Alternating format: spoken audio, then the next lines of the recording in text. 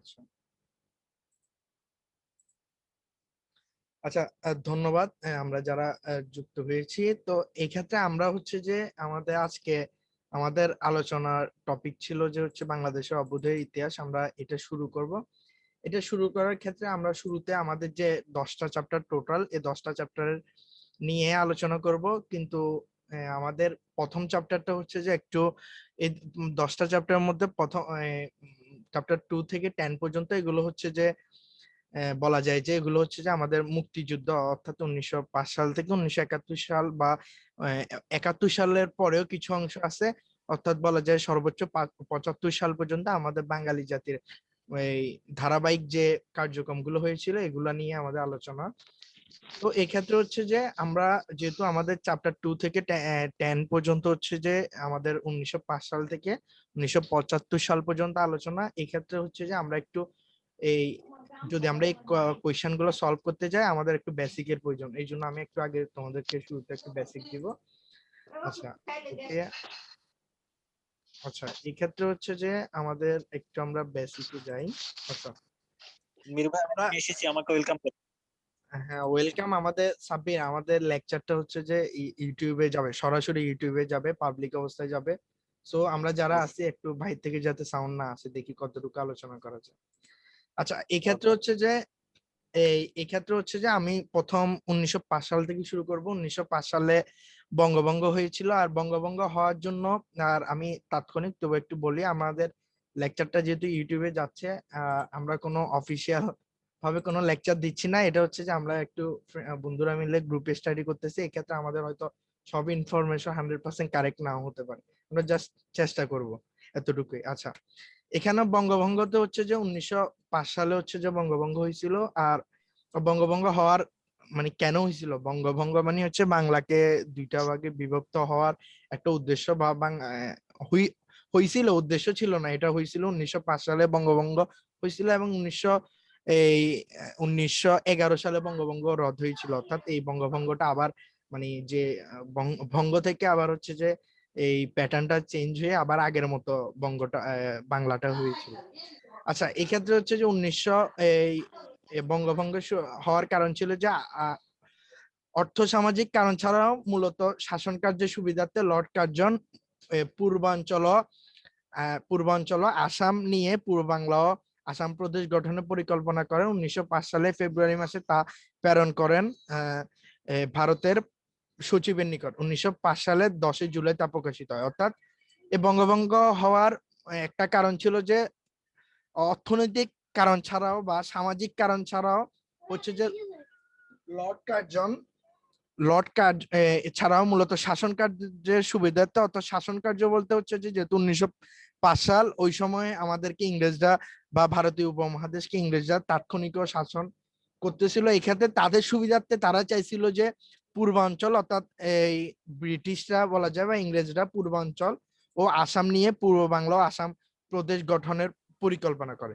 তাদের উদ্দেশ্য ছিল পূর্ব অঞ্চল ও আসাম প্রদেশ নিয়ে হচ্ছে পূর্ব বাংলা ও আসাম প্রদেশ। এবং 1905 সালে ফেব্রুয়ারি মাসে তা যেহেতু একটা পরিকল্পনা করলেই হবে না, যেহেতু ভারতীয় উপমহাদেশে তখনও ব্রিটিশদের ততটা বেশি প্রভাব ছিল না, কিন্তু একেবারে ছিল না যে তেমন না, তারা তবুও যে কোনো কাজে প্রভাব বিস্তার করতো বা শাসন কার্যে বিশেষ করে তাদের একটা প্রভাব বিস্তার ছিল।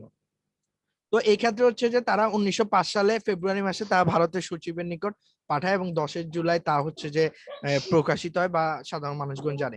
আর হচ্ছে যে এই যে বঙ্গভঙ্গটা মানে অঞ্চলগুলো কিভাবে বিভক্ত ছিল, যেমন আসাম হচ্ছে যে ঢাকা, চট্টগ্রাম, রাজশাহী এবং রাজশাহী নিয়ে হচ্ছে যে আসাম, আরেকটা হচ্ছে যে আসাম প্রদেশ।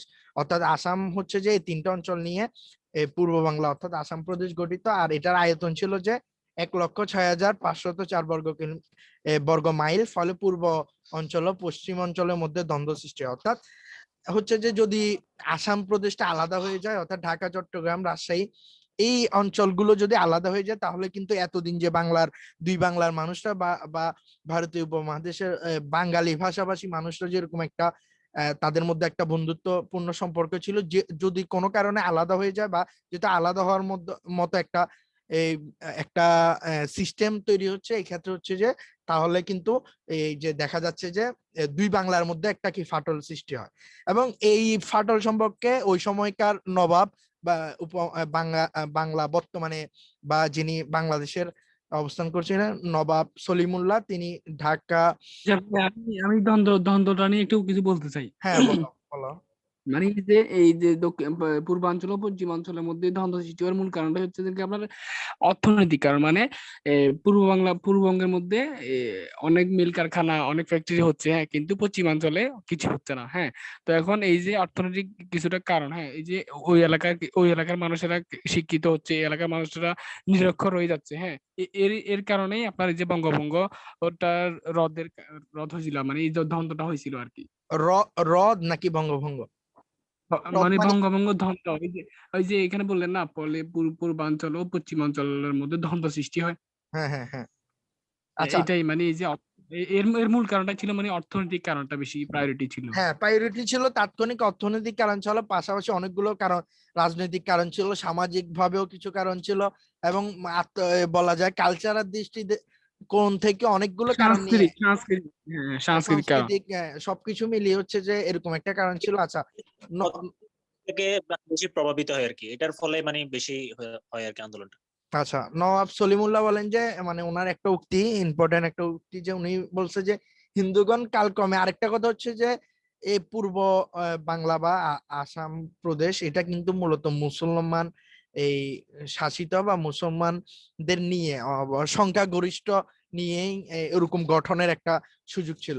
তো এই ক্ষেত্রে হচ্ছে যে নওয়াব সলিমুল্লাহ ইন্ডিকেট করে হিন্দুগণ কালক্রমে বুঝতে পারবে যে পূর্ব বাংলাও প্রদেশ স্থাপিত হয়, বাংলা ভাষাভাষী জনগণ বিভক্ত হয়নি, বরং দুটো সহদরা প্রদেশের শাসন, শিক্ষা, উন্নতি, সুব্যবস্থা হবে। আচ্ছা, এবং উনি বলেন যে যে আমরা যে পূর্ব বাংলা এবং বা পূর্ব বাংলা বা আসাম প্রদেশ বা অন্য পাশে যে বাংলাটা, এই বাংলাটার মধ্যে যে একটা বিভক্তি, এটা কিন্তু মানে মূলত বিভক্ত হয় নাই, যেটা ওই দুই বাংলার মানুষরা বুঝতেছিল যে আমাদের মধ্যে হচ্ছে যে অনেক কিছু পরিবর্তন হয়ে যাবে, আমরা একজন আরেকজনের সাথে ভালো সম্পর্ক রাখবো না। কিন্তু উনি বলছে যে উল্টো হচ্ছে যে যেহেতু দুইটা প্রদেশ সবসময় হচ্ছে যে যত ছোট ছোট বিভক্ত করা যায় তত আধুনিকায়ন ঘটে। এক্ষেত্রে উনি বলছিল যে এক্ষেত্রে হচ্ছে যে যেহেতু পূর্ব বাংলা বা আসাম প্রদেশ নিয়ে একটু গঠিত হবে, এক্ষেত্রে হচ্ছে যে তাদের শিক্ষা বা উন্নতি, তাদের শাসন ব্যবস্থা, তাদের ব্যবসায়িক অবস্থা একটু উন্নতি হবে, বিষয়টা উনি এরকমই বলছিল।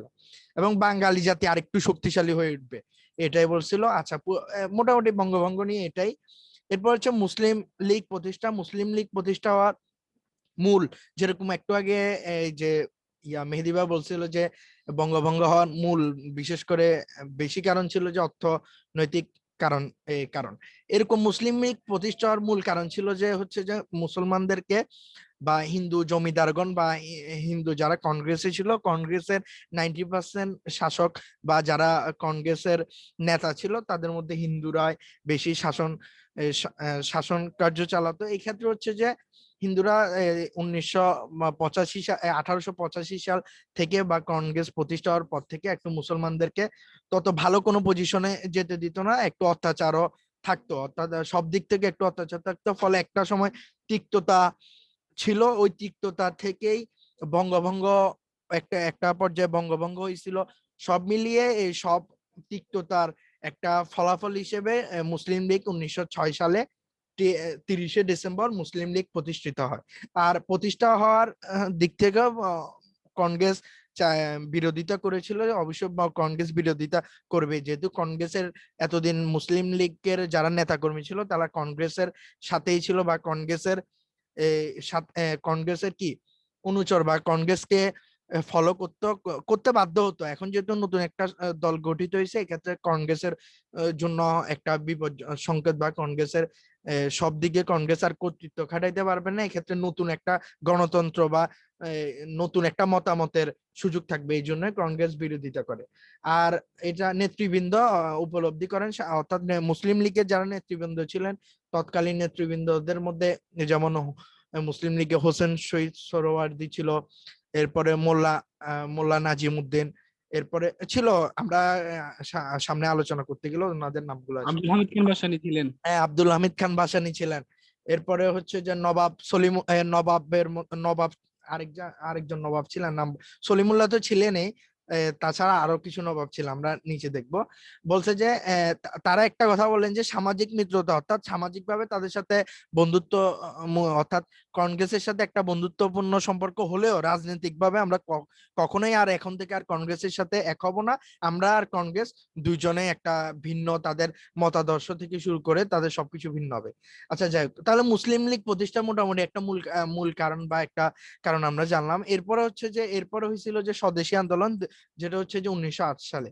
আর 1908 সালে স্বদেশী আন্দোলনটা মূলত হয়েছিল ব্রিটিশ বিরোধী, ব্রিটিশদেরকে হাঁটানো বা ব্রিটিশদের পণ্য বর্জন বা ব্রিটিশদের রীতিনীতি কালচার গুলোকে আমরা যাতে পরিহার করি, বা ব্রিটিশরা এখনো যে ভারতীয় উপমহাদেশে 1908 সাল পর্যন্ত যে তখন পর্যন্ত যে তাদের একটা, এই যে আমরা কিন্তু শুনছিলাম যে ব্রিটিশরা এই যে কার মাধ্যমে ব্রিটিশরা ভারতীয় উপমহাদেশ দেশ থেকে গিয়েছিল, ওটা ছিল যে 1857 সালে পলাশী যুদ্ধ, বা সরি 1757 সালে পলাশী যুদ্ধ, বা ওই সময় থেকে ব্রিটিশরা আস্তে আস্তে হচ্ছে যে নিজেদের যে একটা পাওয়ার, এটা আস্তে আস্তে কমে যায়। তো দেখা যায় যে 1908 সাল পর্যন্ত তাদের মোটামুটি একটু তাদের পাওয়ার খাটানোর তারা চেষ্টা চালাচ্ছিল। আর এক্ষেত্রে হচ্ছে যে 1908 সালে স্বদেশী আন্দোলন হয়। এই স্বদেশী আন্দোলনে কংগ্রেস, হিন্দু, মুসলিম বা হচ্ছে যে মুসলিম লীগ সবাই এক হয়ে হচ্ছে যে ওই সময় সবাই এক হয়ে হচ্ছে যে ব্রিটিশদের রীতিনীতি কালচার সবকিছুকে হচ্ছে যে বর্জনের সিদ্ধান্ত নেয় এবং তারা একটা আন্দোলন শুরু করে। তার পরবর্তীতে অসহযোগ আন্দোলনে বিশাল সমস্যায় পরিণত হয় আমার। এবং ওই সময় হচ্ছে যে এই স্বদেশী আন্দোলন থেকে কিছু আমরা যেসব যে জিনিসগুলো ফলো করি বা আমরা যেগুলো দেখি বা যেগুলো শুনতে আমাদের ভালো লাগে, ওই স্বদেশী আন্দোলন থেকে যেমন হচ্ছে যে আমার সোনার বাংলা আমি তোমায় ভালোবাসি, আমরা একটা গান শুনতে পাই। এই গানটা ওই সময় হচ্ছে যে ওই গানটা হচ্ছে যে আহ, ওই গানটা প্রথম তৈরি হয় বা প্রথম সৃষ্টি হয়। এরপরে 1908 সালে এবং একই সময় হচ্ছে ক্ষুদিরাম মারা যায়। ক্ষুদিরামে ওই সময় 1908 সালে মারা যায়, এবং হচ্ছে বন্দে মাতরম সঙ্গীত ভারতে আছে, এই সঙ্গীতটাও তখন চালু হয়। এবং ক্ষুদিরামের মৃত্যুর মাধ্যমে হচ্ছে যে মোটামুটি হচ্ছে যে স্বদেশী আন্দোলন ফলাফল লাভ করে, বা হচ্ছে যে এই যে ইংরেজরা হচ্ছে যে ভারতীয় উপমহাদেশ থেকে তাদের পতন ঘটে, এবং পতনের মানে আস্তে আস্তে পতন শুরু হয়। যাই হোক, এরপরে হচ্ছে এটাও। তাহলে হ্যাঁ যে স্বদেশী 1908 সালে হয়েছিল, হ্যাঁ, বুঝি নাই কোয়েশ্চনটা। তাহলে কি বলা যায় যে স্বদেশী আন্দোলনটা 1908 সালে হয়েছিল? হ্যাঁ, স্বদেশী আন্দোলন তো 1908 সালে হয়েছিল। হ্যাঁ, এটাই। তাহলে আচ্ছা ওকে, তাহলে স্বদেশী আন্দোলন 1908 পরে আমরা একটু এদিকে আমাদের আসলে ওই দিনে এডিটের প্রয়োজন ছিল, থাকুক আমরা একটু, ওই দিনে এডিটের প্রয়োজন ছিল, আজকেও দেখতেছি এডিটের প্রয়োজন। আমি একটু এডিটে করে ফেলি যেহেতু আসি গেছে। এটা কত 40 না? এটা শুরু হয়েছে কত 40 থেকে। এই ক্লাসটা তো আগে একবার হয়েছিল মনে হয়। আরেকবার হয় নাই, ওইটা হচ্ছে আমাদের প্রথম একেবারে ফার্স্ট গ্রুপ স্টাডির প্রথম ক্লাস। জাস্ট আমি একটা ধারণা দেওয়ার জন্য যে আমরা আদৌ কি করতে। এটা লাহোর প্রস্তাব নিয়ে হয়েছিল মনে হয়। না না, সবকিছুই ছিল, এতটুকু হয় নাই, মানে এই আলোচনাগুলো সেম আলোচনা প্রথম দিন হয়েছিল যে জাস্ট আমরা কি নিয়ে কাজ করব এটা বোঝানোর জন্য। আচ্ছা আমরা একটু আচ্ছা। আচ্ছা ওকে, তারপরে 1905 সাল কি সামনে চলে আসছে নাকি? আমরা একটু এডিট করে ফেলি যেহেতু চলে আসছে। 14 পরে হচ্ছে যে কত, আচ্ছা, এটা 35 না, তাহলে হবে 14 পর 35-এ যাওয়া যাবে। আচ্ছা, আমরা তাহলে স্বদেশী আন্দোলন 1908 সাল, এরপর হচ্ছে যে খেলাফত আন্দোলন হয়েছিল 1918 সালে। আর খেলাফত আন্দোলনটা হচ্ছে যে আমরা এই যে খেলাফত আন্দোলনটা হওয়ার কথা কারণ ছিল 1914 সাল থেকে আমরা জানি প্রথম বিশ্বযুদ্ধ শুরু হয়, এবং প্রথম বিশ্বযুদ্ধে তুরস্ক জার্মানির বা মিত্রপক্ষের পক্ষ নিয়ে যুদ্ধ করে, এবং শক্তির বিরুদ্ধে তারা হচ্ছে জার্মানির সাথে তুরস্ক হাত মিলিয়ে জার্মানির সাথে সহযোগী হিসেবে থেকে যুদ্ধ করে। এবং ভারতীয় উপমহাদেশে হচ্ছে যে ভারতীয় উপমহাদেশে যারা মুসলিম ছিল তারা ব্রিটেনের সাথে হচ্ছে যে ব্রিটেনকে সাহায্য করে, বা তৎকালীন এখন বর্তমান যেটা ইংল্যান্ডকে সাহায্য করে। আর এটা করার কারণ ছিল যে ভারতীয় আমাদের খেলাফত আন্দোলনের সাথে তুরস্ক বা জার্মানি বা এই যে প্রথম বিশ্বযুদ্ধ আসার একটাই কারণ, অর্থাৎ প্রথম বিশ্বযুদ্ধের কিছু এই যে অবস্থা বা প্রথম বিশ্বযুদ্ধের সাথে এটা একটু জড়িত খেলাফত আন্দোলনটা। খেলাফত আন্দোলনে ভারতীয় উপমহাদেশে মুসলিমরা হচ্ছে যে তারা চিন্তা করে যে আমরা যদি ব্রিটেনকে সাহায্য করি তাহলে তাৎক্ষণিক আমরা ব্রিটেনকে যদি সাহায্য করতে পারি তাহলে আমরা হচ্ছে ব্রিটেন আমাদেরকে হচ্ছে যে ভারতীয় উপমহাদেশে আমরা কংগ্রেস বা মুসলিম লীগ যেমন আছি মুসলিম লীগকে আরেকটু প্রতিষ্ঠা করতে বা আমরা মুসলিমদের অধিকার রক্ষার্থে হয়তো বা তখন পর্যন্ত দেখা যাচ্ছে তার মানে 14 সাল পর্যন্ত ব্রিটেনদের আলাদা একটা ক্ষমতা একটু ছিলই ভারতীয় উপমহাদেশে। তারা এই জন্য হচ্ছে যে ব্রিটেনদের সাহায্য করে যাতে ব্রিটেনরা পরবর্তীতে মুসলমানদের সাহায্য করে। আর পরবর্তীতে তুরস্কের মর্যাদা লয়ের লক্ষ্যে 1920 সালে খেলাফত আন্দোলনের মাধ্যমে 24 সাল ধরে মুসলমানদের রাজনৈতিক আত্মবিশ্বাস সঞ্চার। আচ্ছা, এই যে মুসলিমদের সাহায্য করেছিল, তাৎক্ষণিক সাহায্য করেছিল ব্রিটেনদেরকে, কিন্তু যখন জার্মানি জানতে পারে এই ধরনের এই পক্ষপাতিত্ব, তখন হচ্ছে জার্মানি হচ্ছে যে তুরস্ককে মানে তুরস্ককে বলে বা তুরস্কের উপর চাপ প্রদান করে। তুরস্কের সাথে যেহেতু তুরস্ক মুসলিম প্রধান দেশ, ওই ক্ষেত্রে হচ্ছে যে তুরস্ক ভারতীয় উপমহাদেশে মুসলিমদের উপর একটু তাদের সাথে যোগাযোগ করে এবং তুরস্ক হচ্ছে যে ওই সময় হচ্ছে যে আর ব্রিটেনকে ভারতীয় উপমহাদেশের মুসলমানরা হেল্প না করে তুরস্কের সাথে হয়ে এক হয়ে ওই সময় প্রথম বিশ্বযুদ্ধ পর্যন্ত হচ্ছে যে বা প্রথম বিশ্বযুদ্ধ, আমি শিওর না এটা কি প্রথম বিশ্বযুদ্ধ চলাকালীন অবস্থায় তুরস্কের সাথে মুসলমানরা এক হয়েছিল নাকি যুদ্ধ শেষে তুরস্ক মুসলমানদেরকে কনভিন্স করে তাদের সাথে এক হয়েছিল, এটা শিওর না। যাই হোক, মূলত হচ্ছে যে এই তখন হচ্ছে যে তুরস্ক খেলাফত আন্দোলনের একটা, তুরস্কে যেহেতু খেলাফতের একটা প্রচলন ছিল ওই সময়কার, ওই খেলাফত আন্দোলনে খেলাফতের কিছু বিষয় হচ্ছে যে তুরস্ক চাইছিল যে ভারতীয় উপমহাদেশের মুসলিমদের মধ্যে ঢুকে দিতে বা আচ্ছা, খেলাফত। হ্যাঁ, হ্যালো। এখানে খেলাপথ বা খিলাপথ যেটাই, হ্যাঁ, এটার হ্যাঁ, অর্থটা কি, মানে শব্দটার একটু আচ্ছা, যদি খেলাফত বিশ্লেষণ করা মানে যেত। হচ্ছে খেলাফত মানে হচ্ছে যে এই মুসলিম প্রধান থাকবে, যে ওই দেশের যে দেশে খেলাফতটা প্রতিষ্ঠিত হবে এই দেশে হচ্ছে যে মুসলিম প্রধান থাকবে এবং ওই দেশে হচ্ছে যে মুসলমানদের যে কোরআনের আইন বা হচ্ছে যে আমরা কোরআনের আইন বলবো না, বা মুসলমানদের যে হচ্ছে যে আগে থেকে যে ইসলামের যে আইন, এই আইনটা প্রতিষ্ঠিত হবে। ওই ক্ষেত্রে হচ্ছে যে এই চুরি থেকে শুরু করে ব্যবসা বাণিজ্য কালচার সবকিছুতে মানে ইসলামের আইনটা হচ্ছে যে ওখানে প্রতিষ্ঠিত হবে। মানে এই ধরনের খেলাফত বলতে, অথবা আমরা যদি বলি আমাদের খলিফাগণ হযরত আলী রাদিয়াল্লাহু তাআলা আনহু, ওসমান রাদিয়াল্লাহু তাআলা আনহু বা আবু বকর বা ওই যে ওসমান আলী, ওনারা যে ধরনের ওনাদের সময় যে ধরনের একটা ইসলামের প্রসার ছিল বা ইসলামের নিয়ম কারণ অনুযায়ী হচ্ছে যে বা কোরআন বা হাদিসের নিয়ম কারণ অনুযায়ী চেষ্টা, এই যে আইন কারণ অনুযায়ী যে শাসন কার্য ছিল, এই শাসন কার্যটা প্রতিষ্ঠা হচ্ছে যে মূলত মানে খেলাফত আন্দোলন যখন প্রতিষ্ঠিত হবে তখন এটা খেলাফত আন্দোলন বা খেলাফত যেখানে প্রতিষ্ঠিত হবে ওই সময়কার থেকে পুরো শাসন ব্যবস্থাটা হচ্ছে যে মুসলমানদের নিয়মে চলবে বা কোরআনের নিয়মে বা হাদিসের নিয়মে এরকমই চলবে। তো বলা যায় যে আচ্ছা, আচ্ছা, মোটামুটি মানে খেলাফত আন্দোলনের জন্য একটা ট্রাই করছিল, এটাতে হেল্প করছিল তুরস্ক হেল্প করছিল মুসলমানদের। আর ভারতীয় উপমহাদেশে মুসলমানরাও একটু খেলাফত আন্দোলন বা খেলাফত পাওয়ার জন্য চেষ্টা চালাইছিল। এটার জন্য 1914 সাল একটু ব্যতিক্রম বা খেলাফত আন্দোলনের জন্য প্রচলিত। আর তাছাড়া যে আমরা যে এতটুকু যে নেই, আমরা জাস্ট খেলাফত আন্দোলনের একটা পটভূমি জানতেছি, বাকিটা আমরা কোয়েশ্চেন সলভের ক্ষেত্রে তখন আমরা আরো বিস্তারিত জানবো। আরেকটা ব্যাপার, এটা ইজি করার জন্য সহজে বলা যায় যে বর্তমানে আমাদের দেশেও কিন্তু খেলাফত প্রতিষ্ঠার জন্য এই দেখা যাচ্ছে হুজুররা বা এক শ্রেণীর হুজুর হচ্ছে যে ওইটার জন্য হচ্ছে যে লড়াই চালাচ্ছে বা প্রতিনিয়ত বলে, তাদেরও হচ্ছে যে লক্ষ্যটা এমন।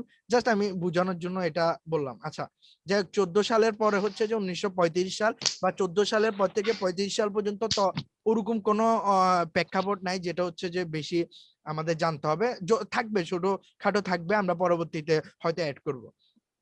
আচ্ছা, 1935 সালে হচ্ছে ভারত শাসন, ভারতীয় উপমহাদেশে প্রাথমিকভাবে স্বায়ত্তশাসন শুরু হয়। স্বায়ত্তশাসন মানে হচ্ছে ভারতের বর্তমানে 33টা যে অঙ্গরাজ্য, ওই সময় কি 33টা ছিল কিনা আমি শিওর না। ওই সময় যে প্রদেশগুলো ছিল এই প্রদেশগুলোতে হচ্ছে যে আলাদা সেনাবাহিনী থাকবে, তাদের আলাদা মন্ত্রিত্ব দেওয়া হবে, অর্থাৎ প্রত্যেকটা প্রদেশকে আলাদা আলাদা তাদের শাসন কার্য সুবিধার্থে তাদেরকে আলাদা আলাদা পাওয়ার দেওয়া হবে।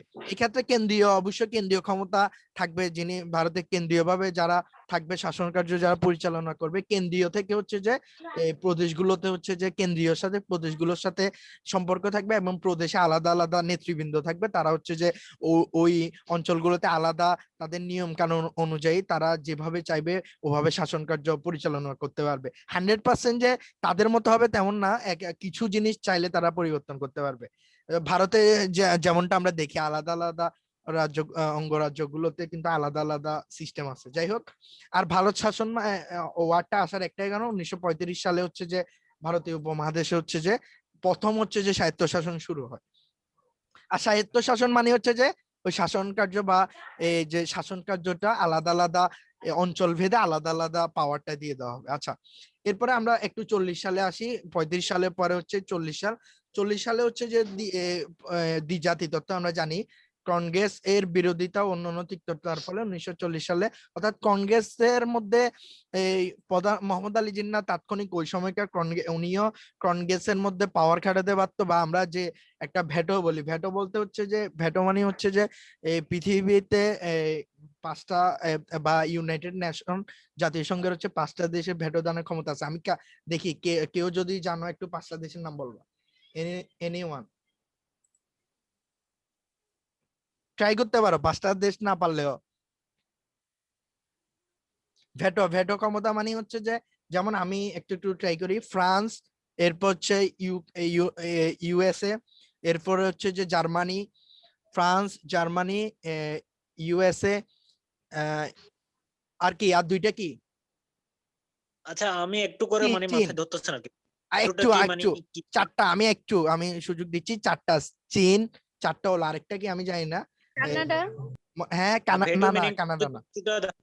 তাহলে কয়েকটা বলা যায়। আচ্ছা, ভেটো মানে হচ্ছে যে আমি বলি, জাতীয় সংঘের মধ্যে যদি এই যে, অর্থাৎ জাতীয় সংঘের মধ্যে যদি কোনো প্রস্তাবনা হয়, এই যে রোহিঙ্গাদের ইস্যু নিয়ে, এরপরে আমরা বড় বড় যেসব প্রবলেম সৃষ্টি হয় বিভিন্ন দেশের মধ্যে, হয়তোবা কথার কথা হচ্ছে এখন বর্তমানে যে রোহিঙ্গাদের প্রবলেম, এখন রোহিঙ্গাদের প্রবলেমে হচ্ছে যে হয়তোবা জাতিসংঘে একটা প্রস্তাব তোলা হলো যে এখন বর্তমানে এখন থেকে আর হচ্ছে যে যিনি হচ্ছে আমার বর্তমানে এই যে এই মায়ানমারের যিনি হচ্ছে যে প্রধানমন্ত্রী দিন ছিল বা এখন নাই, এখন হচ্ছে যে হুকস্তিতে আছে, যাই হোক, ওনার নাম কি ছিল, ওনার নামটা তো আমরা জানি, যিনি এখন বন্দি অবস্থায় আছে, বা আগামী 1 বছরের জন্য ওনাকে এই সামরিক শাসন জারি হয়েছে। ওনাকে মনে হলো যে ওখানে না, সামহাও এটা হলো যে জাতিসংঘে এখন একটা কথা উঠলো যে এখন থেকে হচ্ছে যে আজকে থেকে বা আগামীকালকে থেকে সেনাবাহিনী যে তাদের স্বায়ত্তশাসন নিয়ে নিছে এটা উইথড্র করতে হবে, আবার হচ্ছে যে প্রধানমন্ত্রীর হাতে বা রাষ্ট্রপতির হাতে হচ্ছে যে ক্ষমতাটা হস্তান্তর করতে হবে। এই ক্ষেত্রে যদি 5টা দেশ ভেটো দানকারী 5টা দেশের মধ্যে যে কোনো একটা দেশ যদি বলে না, অর্থাৎ সে যদি এটার পক্ষে না নেয়, তাৎক্ষণিক ওই প্যাটার্নটা পুরো সম্পূর্ণ যে আলোচনাটা বা যে একটা প্রস্তাবনা রাখছিল পুরো প্রস্তাবনাটা বাতিল হয়ে যাবে। অর্থাৎ তাৎক্ষণিক হচ্ছে যে, অর্থাৎ 5টা দেশ যখন ইয়েস বলবে তখনই হবে, যদি কোনো একটা দেশ বলে নো, তার মানে হচ্ছে যে ওই প্রস্তাবনা নিয়ে আর আলোচনার সুযোগ নাই, ততটুকু। ভেটো দানকারী ক্ষমতার জন্য এখন ভারত চেষ্টা করতেছে 5টা দেশ, আমি আরেকবার বলি, চীন, রাশিয়া, ফ্রান্স, তারপরে হচ্ছে এই যে জার্মানি, আরেকটা দেশ কি, কোনোভাবে তো আমি যতটুকু জানি ইংল্যান্ড তো হবে না, আরেকটা দেশ কি, যুক্তরাজ্য এদের ভিতরে কেউ? না, যুক্তরাষ্ট্র তো আছেই, যুক্তরাজ্য কিনা, না যুক্তরাজ্য হবে না। আচ্ছা, যাই হোক, ওভারঅল আরেকটা দেশ আমরা পরবর্তীতে জেনে নিব, আমরা যেহেতু স্টুডেন্ট, আমরা ফার্স্ট ইয়ারের স্টুডেন্ট, ওই হিসাবে আমরা, যাই হোক, তাহলে আমি যেটা বলতে চাইছিলাম যে ভেটো ওয়ার্ডটা ইউজ করার একটাই কারণ ছিল, কংগ্রেসের মধ্যে এই যে তৎকালীন সময়ে এই যে কি বলবো, তৎকালীন সময়ে জওহরলাল নেহেরু বা হচ্ছে যে মহাত্মা গান্ধী বা হচ্ছে যে বা যারা ছিল তার তৎকালীন সময়ে কংগ্রেসের যারা মূল নেতা ছিল, তারা যেরকম একটা বিষয়ের উপর পাওয়ার খাটাইতে পারতো, মোহাম্মদ আলী জিন্নারও ওই ধরনের একটা পাওয়ার ছিল, সেও ওই ধরনের পাওয়ার খাটানোর সুযোগ ছিল। এক্ষেত্রে উনি দেখে আসছিল ইতিপূর্বে হচ্ছে যে কংগ্রেস সবকিছুতে হচ্ছে যে নিজেদের কর্তৃত্ব খাটানোর চেষ্টা চালাচ্ছিল, ওই তিক্ততার ফলে বা অন্য ওনারও কিছু হয়তো পাওয়ার লক্ষ্য ছিল, ওভারঅল সব মিলিয়ে হচ্ছে যে উনি একটা কথা উল্লেখ করেন যে দ্বিজাতি তত্ত্ব বা টু নেশন থিওরি, বা অর্থাৎ মুসলমানরা হচ্ছে যে আলাদা একটা আর হিন্দুরা হচ্ছে যে আলাদা দুইটা জাতি হিসেবে বিভক্ত করার মতো একটা উনি প্রস্তাবনা জারি করেন। পণ্ডিত জওহরলাল নেহরু বলেন রাজনৈতিক অঙ্গনে কংগ্রেস ও মুসলিম লীগের কোনো সরি হ্যাঁ হ্যাঁ আচ্ছা হ্যাঁ, কংগ্রেস ও মুসলিম লীগের কোনো সমঝোতা নেই। এই জওহরলাল নেহরু, আমি যতটুকু জানি উনি ভারতের প্রধানমন্ত্রী বা রাষ্ট্রপতি দুইটা থেকে কোন একটা ছিল। যাই হোক, উনি বলেন যে রাষ্ট্রপতি। আচ্ছা রাষ্ট্রপতি ছিল।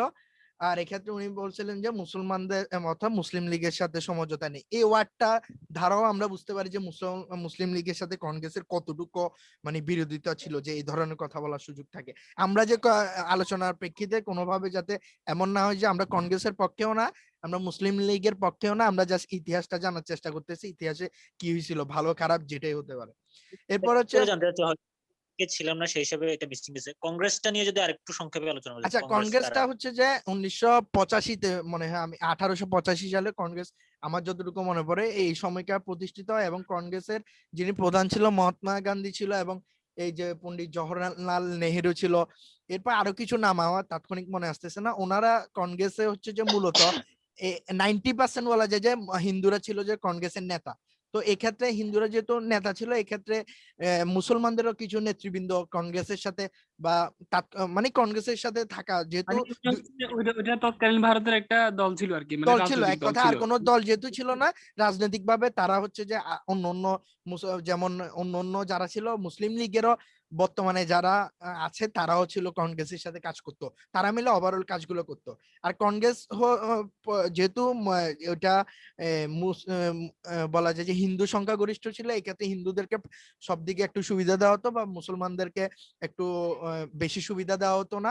আর কংগ্রেসটা হচ্ছে যে অত্যাচার, একটা সময় অত্যাচার বেড়ে যায়, মুসলমানদেরকে অত্যাচার করতে করতে এই ক্ষেত্রে মুসলমানরা একটা সময় 1906 সালে গিয়ে একটু কংগ্রেস থেকে বের হয়ে এসে নিজের একটা আলাদা দল গঠন করে, যেটা ছিল যে হ্যাঁ, কারণ হচ্ছে যে কি আপনার ওই মুসলিম যে লীগ। ওনারা মসজিদের সামনে ঢোল তবলা বাজাইতেন। যাই হোক, হ্যাঁ, না না মানে আমরা অতটুকু না যাই না, ওভারঅল হচ্ছে যে যাই হোক যে কোনো কিছু হতে পারে, আমরা তো এক কথায় বলে দিলাম মোটামুটি আলোচনা। মানে ওই যে আপনি বললেন না যে কেন মুসলিম লীগ প্রতিষ্ঠা হইলো, ওই যে হ্যাঁ মানে হ্যাঁ এই যে হিন্দুদের অত্যাচারের কারণে হ্যাঁ, একটা এটাই তো নতুন বারবার তো এটাই দল বলতে। গঠন।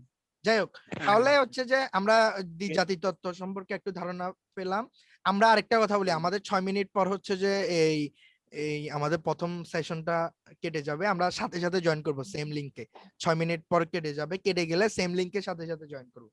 এরপর লাহোর প্রস্তাবে আসি, অর্থাৎ 1940 সম্পর্কে জানলাম, এবং 1940 সালের এই দ্বিজাতি তত্ত্বের 22শে মার্চ, একটু ভালো করে আমরা একটু ক্লিয়ার হই, দ্বিজাতি তত্ত্বটা ছিল 22শে মার্চে, আর লাহোর প্রস্তাবটা ছিল 23শে মার্চ।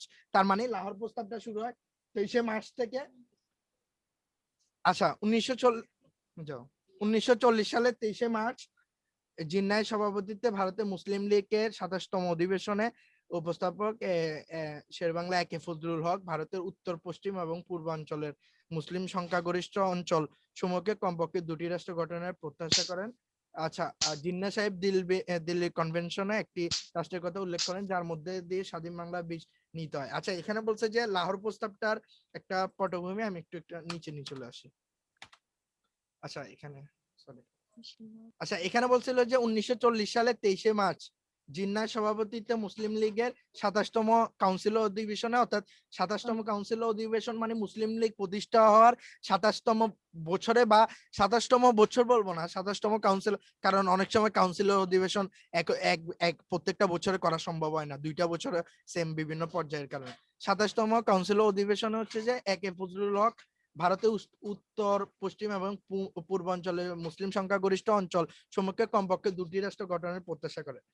আচ্ছা, এক্ষেত্রে হচ্ছে যে একে ফজলুল হক বললেন যে পশ্চিম এবং উত্তর পশ্চিম ও পূর্বাঞ্চলে মুসলিম সংখ্যাগরিষ্ঠ অঞ্চল সমূহকে নিয়ে কমপক্ষে দুটি রাষ্ট্র গঠনের মতো উনি একটা দুটি রাষ্ট্র, একটু আমি যদি ক্লিয়ার করি, তার মানে হচ্ছে যদি ওনার কথাটা রাইট হতো বা ওনার কথাটা অ্যাপ্লাইয়েবল হতো, তাহলে কিন্তু তিনটা রাষ্ট্র হয়ে যেত। বলছে যে যেহেতু মানে ভারতের উত্তর পশ্চিম এবং পূর্ব অঞ্চলে মুসলিম সংখ্যাগরিষ্ঠ অঞ্চল সমূহকে কমপক্ষে দুটা রাষ্ট্র, অর্থাৎ তার মানে হচ্ছে যে দেখা যায় যে তৎকালীন ভারতও থাকতো। আচ্ছা একটা সেকেন্ড।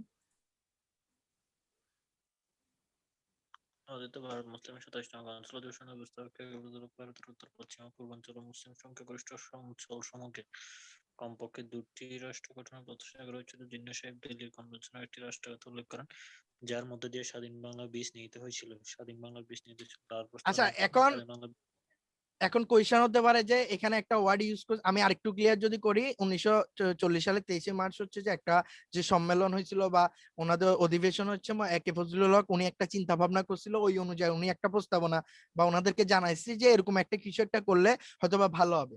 আর এর মধ্য দিয়ে কেন স্বাধীন বাংলার বীজ নিহিত হয়, কারণ হচ্ছে যদি ওই সময়টায় উনি যেহেতু লাহোর প্রস্তাব বা উনি এই ধরনের একটা প্রস্তাবনার এই পাকিস্তানের লাহোরে করার ফলেই হচ্ছে যে এই ধরনের একটা মানুষের চিন্তা ভাবনার মধ্যে আসে যে আদৌ কি মুসলমান বা হচ্ছে যে এই যে বা আমরা এই মুসলিম সংখ্যাগরিষ্ঠ দেশ নিয়ে যে দুটি রাষ্ট্র বলতে এখানে বোঝাচ্ছে যে এই যে অলরেডি এখানে বোঝাচ্ছে যে মানে মুসলমানদের মধ্যে আবার দুটা হবে। দুটা বলতে এখন বর্তমানে আমরা যেটা দেখি পাকিস্তান বাংলাদেশ, অর্থাৎ ওই প্রথমে একটা থাকলেও পরবর্তীতে যে দুটা হয়, ওনার যে একটা চিন্তাধারা বা মানুষের মধ্যে মানসিকতার মধ্যে পৌঁছে দেওয়া যে দুইটা রাষ্ট্র গঠন করা উচিত বা সম্ভব, এই ধরনের চিন্তা ভাবনার ফলে হচ্ছে যে ওই সময় একটা মানে মানুষের এই ধরনের একটা প্যাটার্নের ফলে হচ্ছে যে আজকে হয়তো যে বাংলাদেশ বা আমরা পাকিস্তান থেকে বিভক্ত হয়ে যে বাংলাদেশ এটা গঠন গঠন হয়েছে বা এই ধরনের বা ওইটাই ছিল যে প্রথম শুরুটা। যাই হোক, যা ওভারঅল যা বলা যায়। আচ্ছা এরপরে আসি আমরা লাহোর প্রস্তাব নিয়ে অনেক আলোচনা জানবো, এটা সম্পর্কে কি হয়েছিল এগুলো আমাদের কোয়েশ্চেন আলোচনার মধ্যে থাকবে। জাস্ট আমরা একটু মূল বিষয়টা জানলাম। এরপর হচ্ছে 50-এর মনন্তর। 50-এর মনন্তরটা হচ্ছে যে 1943 সালে যে দুর্ভিক্ষ হয়েছিল, ওই দুর্ভিক্ষ প্রায় প্রায় 30 লক্ষ মানুষ হচ্ছে যে প্রাণ হারায়। আর এই দিনটাকে বা ওই সময়টাকে হচ্ছে 50-এর মনন্তর নামে ইতিহাসের মধ্যে পরিচিত। আচ্ছা এরপরে আসি যে দেশ বিভাগ। দেশ বিভাগ আমাদের 1 মিনিটের মধ্যে কেটে যাবে। দেশ বিভাগ কখন হয়েছিল? 1947 সালে 14ই আগস্ট পাকিস্তান রাষ্ট্রের জন্ম এবং 15ই আগস্ট হচ্ছে ভারতের জন্ম। অর্থাৎ মোহাম্মদ আলী জিন্নাহ যেটা চাইছিল ওই প্রেক্ষাপটেই হচ্ছে যে 1900। অনন্তর বল না। হ্যাঁ হ্যাঁ হ্যালো হ্যাঁ বল, বুঝি নাই। 50 কেন দুর্ভিক্ষ হয়েছিল বা কি কি কারণটা আসলে আমার হচ্ছে যে এটা আপডেট করার সুযোগ পাইনি, তো ওই দিনের পরও আমার উচিত ছিল যে এটা দরকার ছিল, প্রয়োজন ছিল বা আমার উচিত ছিল যে এটাকে আরেকটু আপডেট করা। এটা আমরা 50-এর মনন্তর সম্পর্কে কখন হয়েছিল এটা সম্পর্কে আপাতত জানি। আমি আদৌ কেন হয়েছিল ওই দুর্ভিক্ষটা হওয়ার নিশ্চয়ই কোনো কারণ ছিল, কোনো দলের ভুল ছিল বা কোনো দেশের কোনো প্রবলেম হয়েছিল, আমরা এটা সম্পর্কে আমাদের যখন কোয়েশ্চেন আলোচনায় যাব আমাদের এটা তো হচ্ছে যে আমরা জাস্ট একটা প্রাথমিক ধারণা, তখন হয়তো আমরা চেষ্টা করব। আমি আচ্ছা মুসলিম লীগ প্রতিষ্ঠা, সরি দেশ বিভাগ 1900 অলরেডি আমরা জানছি 47 সালে 14ই আগস্ট হচ্ছে যে পাকিস্তান রাষ্ট্রের জন্ম এবং 15ই আগস্ট ভারতের জন্ম। আমরা একটু আওয়ামী মুসলিম লীগ প্রতিষ্ঠা কখনো একটু দেখি, বা আওয়ামী মুসলিম লীগ যদি বলি আর একটু যদি বলি আওয়ামী লীগের আমরা যেরকম ওনার যে একটা সম্মেলনকে বলতে পারি যে স্বাধীন বাংলার বীজ নিহিত, এরকম আওয়ামী মুসলিম লীগটাও হচ্ছে যে বর্তমান যে আওয়ামী লীগ, এই আওয়ামী লীগের যে একটা সূচনার একটা শুরু বলা যায় যে আওয়ামী মুসলিম লীগ। 1949 সালে 23শে জুন ঢাকা রোজ গার্ডেনে অনুষ্ঠিত সম্মেলনে পূর্ব পাকিস্তানে আওয়ামী মুসলিম লীগ প্রতিষ্ঠা এবং 1955 সালে এই 21 থেকে 23 অক্টোবর মুসলিম শব্দটি বাদ দিয়ে বর্তমান যে মুসলিম লীগ, এই মুসলিম লীগের নামকরণ, সরি বর্তমান যে আওয়ামী লীগ, এই আওয়ামী